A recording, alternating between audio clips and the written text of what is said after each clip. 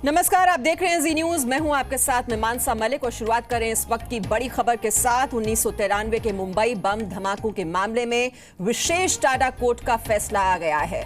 मुस्तफा दौसा दोषी करार दिया गया है। अदालत ने दौसा को हत्या और आपराधिक साजिश का दोषी करार दिया है। इसके अलावा अब तक 3 और आरोपी फिरोज खान, ताहिर मर्चेंट और करीमुल्लाह खान को भी टाडा कोर्ट ने दोषी करार दिया है। इंतजार अबू सलेम को लेकर अदालत के आने वाले फैसले का है।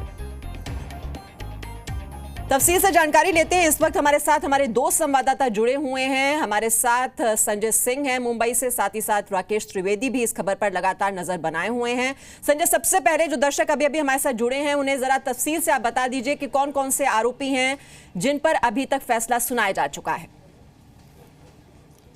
देखिए, सबसे पहले मैं बता दूं कि केस 2 पार्ट में चला है। जो पहला हिस्सा था वो केस पहले ही पूरा हो चुका, जिसमें 123 लोग आरोपी थे और उसके बाद 2003 से 2005 के बीच में 7 आरोपियों को पकड़ा गया था या प्रत्यार्पित करके लाया गया था, तो उन पे अलग से मुकदमा चलाया गया था। उन 7 आरोपियों में सबसे मुख्य नाम थे मुस्तफा दौसा और अबू सालेम और साथ ही बाकी और 5 लोग थे। तो उस मामले में फैसला आना शुरू हुआ है। सबसे पहले अदालत ने मुस्तफा दौसा है उससे दोषी करार दिया है। उसके अलावा करीमुल्लाह खान, फिरोज खान, ताहिर मर्चेंट, इतने लोगों को अब तक दोषी करार दिया जा चुका है और इन लोगों पे जो आरोप थे। जी संजय, आपके पास लौट कर आ रही हूँ, शायद अपडेट है क्योंकि टाडा कोर्ट के सामने खड़े हुए हैं हमारे संवाददाता राकेश त्रिवेदी और उनके पास अपडेट है। राकेश, क्या अपडेट?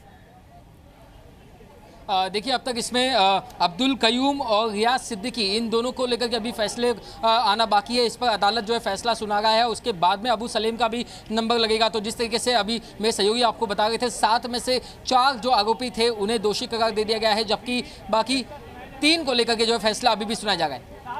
जी, जो 3 आरोपी बाकी हैं उनके नाम एक बार राकेश बता दें। अबू सलेम के फैसले का इंतजार हो रहा है, इसके अलावा 2 और कौन आरोपी हैं? मीमांसा, इसके अलावा 2 जो आरोपी हैं उनका नाम है रियाज सिद्दीकी और अब्दुल कयूम। ये 2 आरोपी हैं जिनको लेकर के फैसला अभी जो है सुनाया जाना बाकी है। हमें जो जानकारी मिल रही है उसके मुताबिक अब्दुल कयूम को लेकर के जो है अदालत अभी फैसला अपना सुना रहा है और साथ ही साथ रियाज सिद्दीकी को लेकर के, और इन दोनों का फैसला सुनाने के बाद जो है आखिरी नंबर पर अबू सलेम का नाम जो है वो सुनाया जा सकता है, उसको लेकर के फैसला सुनाया जा सकता है। जी, तो अभी ये 3 जो हैं आरोपी अभी बाकी हैं जिनको लेकर फैसले का इंतजार किया जा रहा है। और संजय, उसके बाद जिरह अब इस बात की भी होगी कि दोषी तो करार दिए जाएंगे ये जो आरोपी हैं, लेकिन उसके बाद अब क्वांटम ऑफ सेंटेंस क्या होगा? क्या अब इस मामले को लेकर फिर आगे जिरह होगी?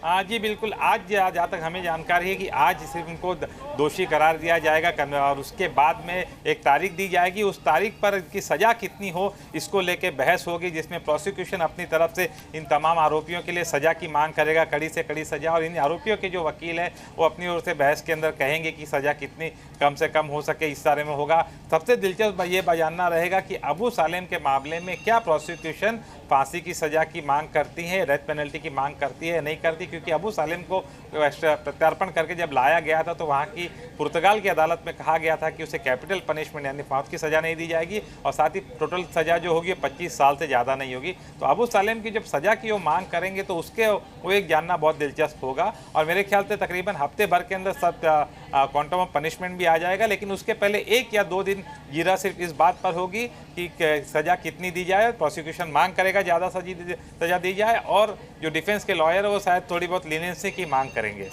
जी, तो बहुत ही लंबा ये ट्रायल चल रहा है। और राकेश, ये जो 123 आरोपी जो कि पहले फेज की अगर हम बात करें तो इस पर जो ट्रायल है वो 2006 में खत्म हो गया था। 2007 से जो दूसरा बैच है उस पर ये जो है कानूनी प्रक्रिया आगे बढ़ी है। बहुत ही लंबा इंतजार। और इस बीच इन 10 सालों में इस पूरे केस में क्या क्या उतार चढ़ाव आए हैं इन 7 आरोपियों को लेकर? किस तरह से कानूनी प्रक्रिया आगे बढ़ी? मीमांसा, देखिए, जब इन लोगों को प्रत्यर्पण के तहत जो है मुस्तफा दौसा को दुबई से लाया गया, अबू सलीम को भी पुर्तगाल से लाया गया, उसके बाद में इनके खिलाफ जो अलग अलग चार्जेस फ्रेम किए गए, इनके जो है कोर्ट के अंदर जो है स्टेटमेंट रिकॉर्ड किया गया। उसमें से स्टेटमेंट में कई बार जो है आरोपियों ने अपने जो बयान है वो भी बदल दिया और उन्होंने कहा कि मुस्तफा दौसा ने कहा कि मुझे जो है प्रत्यर्पण करके नहीं लाया गया है, मैं खुद से आया हूँ ताकि उसे जो है कहीं ना कहीं बेनिफिट मिले। और इसके साथ जो अभी मीमांसा कुछ शायद से जानकारी और अबू सलेम को भी जो है दोषी करार दे दिया गया है। ये जानकारी जो अभी अभी कोर्ट के अंदर से हमें मिल रही है मीमांसा। और जो पांचवा आरोपी है वो अबू सलेम, जिसके बारे में सभी को इंतजार था कि क्या फैसला आएगा, उसे भी जो है अब दोषी करार दे दिया गया है। तो अब तक जो है 7 में से 5 जो आरोपी हैं उन्हें दोषी करार दे दिया गया है। और बाकी के जो कयूम और रियाज सिद्दीकी ये जो 2 आरोपी हैं उनको लेकर के अभी भी चल रहा है मामला। कोर्ट ने ये साफ माना है कि अबू सलेम ने जो है किस तरीके से हत्यारों को जो जखीरा है वो मुस्तफ़ा दोसा ने जो तटीय इलाके में लाया था उसको लॉजिस्टिक के सपोर्ट से जो है पहले मुंबई में लेकर के आया। उसके बाद में उसने इन हथियारों को AK-47, कुछ हथगोले और साथ ही साथ कुछ फायर राउंड जो है वो उसने पहले अभिनेता संजय दत्त के घर पर रखा और उसके बाद में संजय दत्त के घर से लेकर के उसका फिर से इस्तेमाल किया। तो ये जो आरोप था जांच एजेंसी का, जो उन्होंने अपना केस कोर्ट के सामने रखा था, कोर्ट ने जो है उस केस को सही समझते हुए अबू सलेम को भी इस मामले में दोषी करार दिया है और इसके साथ ही साथ मुस्तफ़ा दोसा को जो है मुख्य साजिशकर्ताओं में से एक माना है। मीमांसा ये तो अबू सलेम को भी टाडा कोर्ट ने दोषी करार दिया है, जैसे कि हमारे संवाददाता वहां से जानकारी दे रहे हैं। और हमारे साथ संजय भी हैं। संजय, जो अबू सलेम पर आरोप है कि उसने बम कांड को अंजाम देने के लिए हथियारों का जो कंसाइनमेंट है वो रिसीव किया और उसके बाद उसे ठिकाने तक पहुंचाया, और जैसा कि आप बता रहे हैं कि जो प्रत्यर्पण संधि में जो क्लॉज है, जो सजाए मौत उसे नहीं दी जा सकती है, तो अधिकतम सजा की अगर हम बात करें, जो आरोप उस पर लगे हैं, ज्यादा से ज्यादा सजा उसे कितनी हो सकती है? देखिए, आपको इसमें 2 से 3 बातें समझने की ज़रूरत है। प्रत्यार्पण संधि जो हुई थी उसमें सिर्फ एक मामले की बात नहीं थी। भारत में कुल मिला के जो उसे सज़ा होगी वो 25 साल से ज़्यादा उसे सज़ा नहीं हो सकती है, ये कहा गया था। अबू सलेम पे सिर्फ ये मामले के अलावा और भी बहुत सारे मामले चल रहे हैं गैंग वॉर से जुड़े हुए, जिसमें हत्या और बाकी की जो एक्सटॉर्शन वगैरह के मामले हैं, फर्जी पासपोर्ट का मामला भी चल रहा है। तो कुल मिला के भी जो उसे सज़ा होगी वो 25 साल से ज़्यादा नहीं होगी। अभी अबू सलेम जहाँ तक हम अब तक समझ रहे हैं कि वो ऑलरेडी काफ़ी सज़ा काट चुका है, 10 साल से ज़्यादा वक्त से ऑलरेडी वो भारत के जेलों में बंद है। तो उससे जब लाइफ इम्प्रिजनमेंट की जब आजीवन कारावास की भी सज़ा मांगी जाएगी तो उसे 15 से 20 साल से ज़्यादा की जो सज़ा है वो नहीं हो सकती। लेकिन इसके साथ मैं बता दूं कि इसमें एक पेंच है कि भारत की सरकार ने लिख कर दिया था पुर्तगाल की कोर्ट को, लेकिन भारत की जो अदालत है, भारत की जुडिशरी है, वो उस चीज़ के लिए बाध्य नहीं है। जुडिशरी ने ये केस है वो अपनी मेरिट पे चलाया हुआ है। तो जो अदालत का जो फैसला आएगा वो इस पर्टिकुलर केस की मेरिट के ऊपर आएगा। उसके बाद अबू सलेम के पास चॉइस होगी और साथ ही जैसे मुस्तफ़ा दोसा के पास चॉइस होगी कि वो इसके खिलाफ अपील है वो हायर कोर्ट के अंदर कर सकता है, हाई कोर्ट और सुप्रीम कोर्ट में वो जा सकता है। तो कल जब इस बारे में बहस होगी या कि कितना क्वांटम पनिशमेंट हो, क्या सजा दी जाए, उस वक्त में प्रोसिक्यूशन की दलील क्या है, वो सबसे ज़्यादा ध्यान देने लायक बात होगी। जी, यानी कि राकेश, जो लीगल ऑप्शंस हैं वो अभी भी इन आरोपियों के पास होंगे इतने सालों के बाद भी। अभी ये जो मामला है वो अभी भी आगे काफी लंबा चलने वाला है।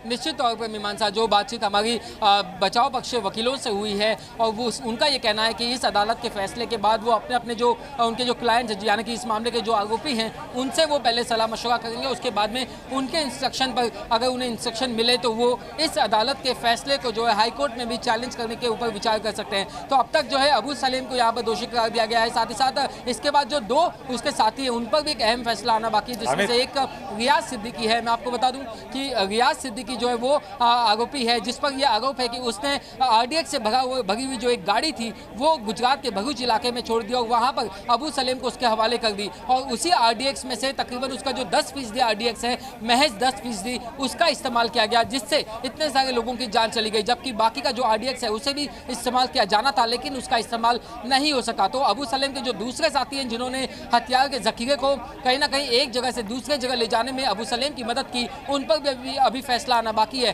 तो एक तरफ जो है अब तक इस मामले में 7 में से 5 आरोपियों को दोषी करार दे दिया गया है, लेकिन इसके बावजूद जो है इंसाफ की जो ये जंग है वो आगे चलती रहेगी, क्योंकि अभी जो पीड़ित है उन्हें और इंतजार करना पड़ सकता है, क्योंकि इसके बाद में दोनों ही पक्ष के जो वकील हैं वो अपनी अपनी तरह से पूरी कोशिश करेंगे कि सज़ा जो है उसके ऊपर जो फैसला है वो उनके पक्ष में आ सके और सज़ा का फैसला आने के बाद भी उनके पास और जो दूसरे जो कानूनी हथकंडे हैं वो इस्तेमाल करने का भी रास्ता खुला होगा, जिसमें वो इस अदालत के फैसले को चुनौती दे सकते हैं। मीमांसा जी, और संजय, मुस्तफ़ा दोसा को बहुत ही करीबी माना जाता है दाऊद इब्राहिम का, और दाऊद इब्राहिम इस पूरे मामले में मुख्य साजिशकर्ता था।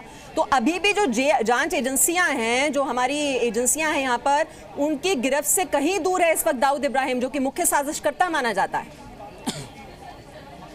जी बिल्कुल, दरअसल में ये पूरा मामला चल रहा है, इसमें हम अबू सालेम को सबसे ग्लैमरस और बड़े गैंगस्टर के आरोपी के रूप में देख रहे हैं। लेकिन जब मैं अगर बात करूं 1993 में जब ये विस्फोट हुआ था, तब अबू सालेम एक छोटा मोटा गुंडा ही था, वो उठाई गिराया था, वो इतना बड़ा गैंगस्टर वगैरह नहीं था। उसकी जो ग्रोथ हुई थी वो बाद में हुई थी, तो काफ़ी छोटा मोटा गुंडा था। लेकिन उस वक्त में जो बड़े नाम थे उसके अंदर मुस्तफ़ा डोसा था, उसका बड़ा नाम था। दरअसल मैं बता दूं कि मुस्तफ़ा डोसा का जो भाई है मोहम्मद डोसा, वो इस मामले में काफ़ी ओरिजिनल जो साजिश हुई थी उसमें शुरुआत से शामिल था।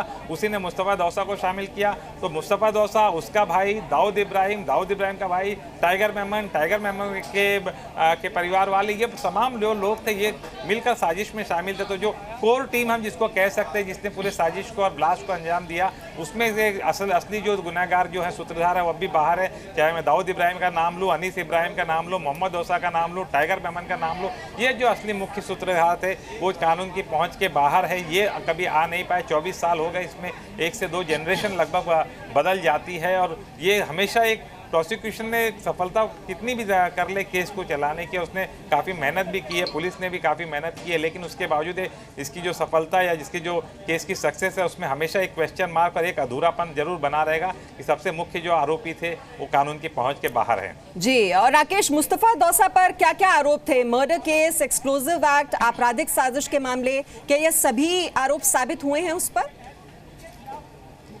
जी बिल्कुल, ये जो तमाम जो आरोप थे, चाहे उसके अंदर मर्डर का केस हो, क्रिमिनल कॉन्स्पिरेसी का हो, आईपीसी की सेक्शन जिसे 120B कहा जाता है, साजिश रचना, इसके साथ साथ मर्डर का केस, टाडा के जो एक्शंस हैं, एक्ट है, उसके तहत जो तमाम जो आरोप थे वो साबित हो चुके हैं। और इन तमाम आरोप के तहत जो उसे दोषी करार दिया गया। अदालत ने ये माना कि मुस्तफ़ा डोसा अपने भाई जो है अपने भाई के साथ में मिलकर के वो दाऊद के व्हाइट हाउस घर का जो उसका नाम है, जहाँ पर ये तमाम मीटिंग्स हुई, उसमें ये शामिल था।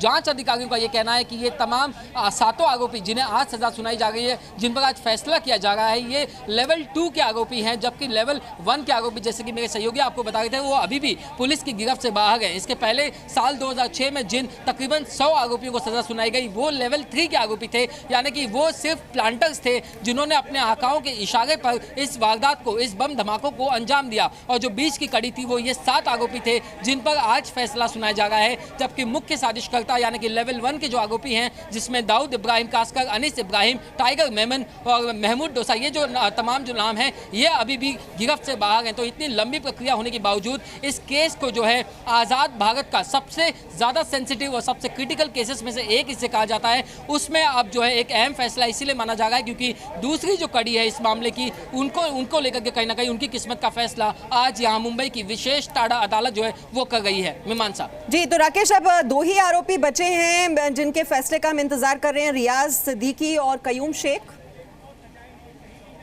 जी बिल्कुल, ये जो अब्दुल कयूम और रियाज सिद्दीकी, ये जो 2 आरोपी हैं, इनको लेकर के अगले कुछ मिनटों में उम्मीद की जा रही कि उनको लेकर के भी ये फैसला आ जाएगा कि अदालत जो है उन्हें दोषी मानता है या नहीं मानता है। और जैसे ही वो अपडेट आएगी हम जो हमारे दर्शकों तक पहुंचाएंगे। मीमांसा जी, और इन दोनों आरोपियों के बारे में भी जानकारी दे दें राकेश कि इनकी क्या भूमिका मानी जाती है मुंबई धमाके में।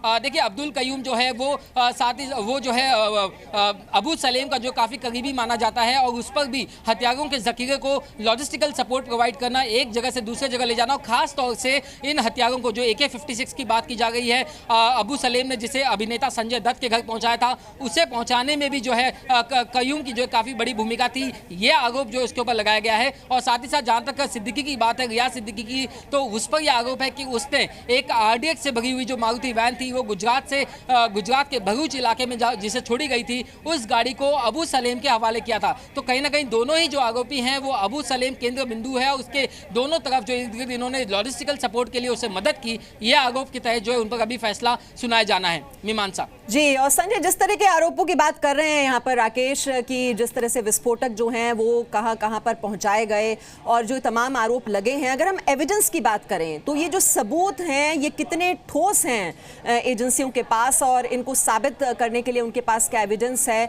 कि इनको ज़्यादा से ज़्यादा सज़ा हो पाए आरोपियों को? तो क्वांटम ऑफ सेंटेंस की अगर हम बात करें तो कितनी सज़ा इनको मुकर्रर हो पाएगी? देखिए, मैं बता दूं कि ये जो केस चला है भारत के इतिहास में सबसे बड़ा केस चला है, क्योंकि इसके अंदर मैं बता दूं 20,000 पन्नों से ज़्यादा के एविडेंस पेश किए गए हैं। चार्जशीट ही हज़ारों पन्नों में चार्जशीट रन होती है।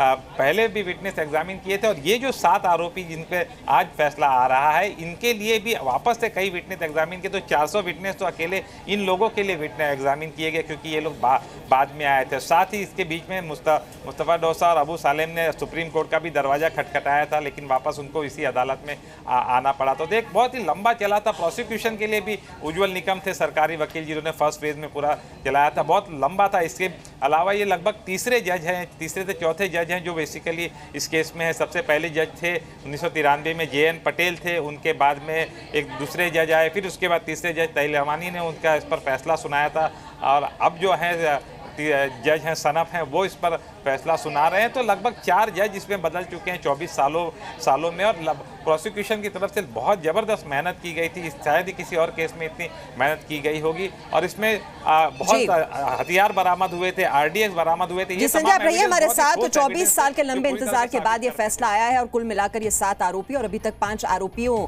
को दोषी करार दिया जा चुका है। सिर्फ 2 आरोपी हैं जिनके फैसले का अभी इंतजार किया जा रहा है।